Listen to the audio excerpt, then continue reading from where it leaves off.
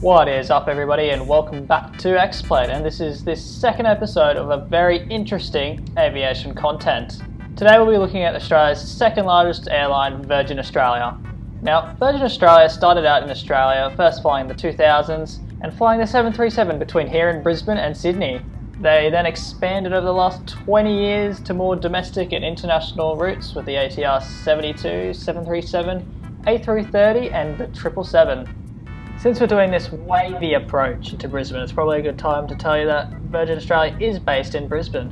Now, being based in Brisbane, another of Virgin Australia's subsidiary airlines besides Target Air is Alliance Airways, which is partly funded by the remote towns tourism boards and yields a bit of dosh every year as we butter that landing. Now, I'm sure that you're aware that Virgin Australia is currently in voluntary administration at the moment, unless you're living under a rock. Which poses the question of how are they going to bounce back from this? For a start, they stood down 220 Target Air pilots, which recouped a quick 60 mil in salaries and operation fees. But this only makes up a fraction of the compounding $1.5 billion debt. The two state governments, Queensland and New South Wales, are both offering 200 and 300 mil incentives to be either based in New South Wales or Queensland. As we get into a bit of an engine failure here. No, that's not good. Oh, we're stalling. Oh, nose up. Oh no. Oh dear.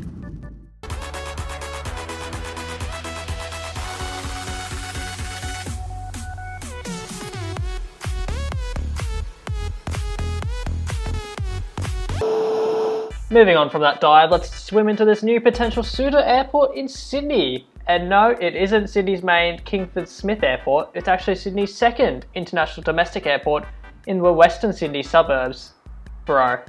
Now, this airport has two 3.7 kilometre runways that can handle up to 63,000 aircraft movements a year, and it's not far from Sydney CBD, only 60 kilometres inland. Now, the benefits of having an airport here is the reduced restriction on noise pollution, meaning more aircraft can take off and land per hour. It also has a great batch of existing pilots from the Lebanese community, ready to take to the skies, and here's one of them right now. Yeah, good morning, this is your fucking captain. Speaking, yeah, gonna hit a hard take off, and you're gonna feel a couple of G's. On a hook a right and then a left. Enjoy your flight. Now, for a company to change its base, all their fleet needs to be able to fly in and out lemon squeezy. First is this ATR 72, which Virgin Australia have 14 of. So now let's take off, thrust set V1. Plenty of room and an easy takeoff.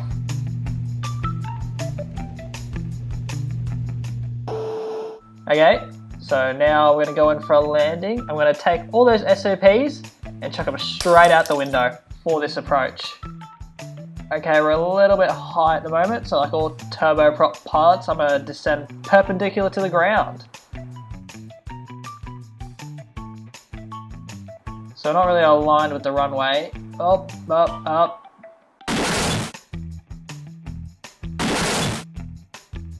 Well, you can edit that bit out and you got a perfect landing, and that's a pass for the ATR. Like before, we got the 737, which Virgin Australia has 75 of, which means it's pretty important that this aircraft works for their fleet. Okay, flaps 40, gear down. And again, a tiny bit high, but here we go. Butter. Oh, yeah. Rip landing gear. Okay, we got the reversers and spoilers armed, and we're slowing really quickly.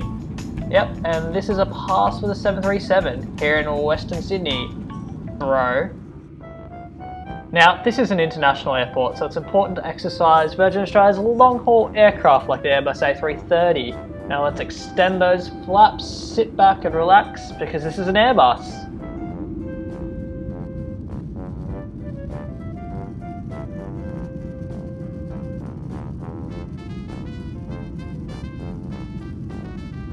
Okay, and we have a liftoff with plenty of runway to spare. So, well, it looks like the A330 is a pass here at this Western Sydney Airport runway. Now, the routes this A330 fly include Abu Dhabi, Phuket, Bali, Port Moresby, LA, Christchurch, Fiji, Port Moresby for the international route. Now, for this thick boy, the 777. Now to simulate the real world, this 777 is at max landing weight because we want to make sure this runway can handle any situations.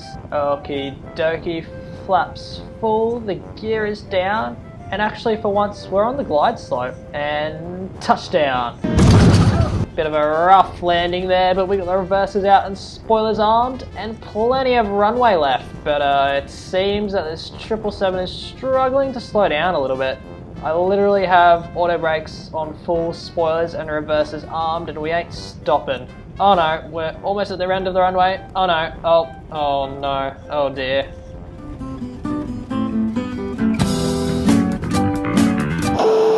Anyway, that wraps up that. It looks like Virgin Australia could have the potential to operate here in Western Sydney. As we zoom out into this absolutely edgy man.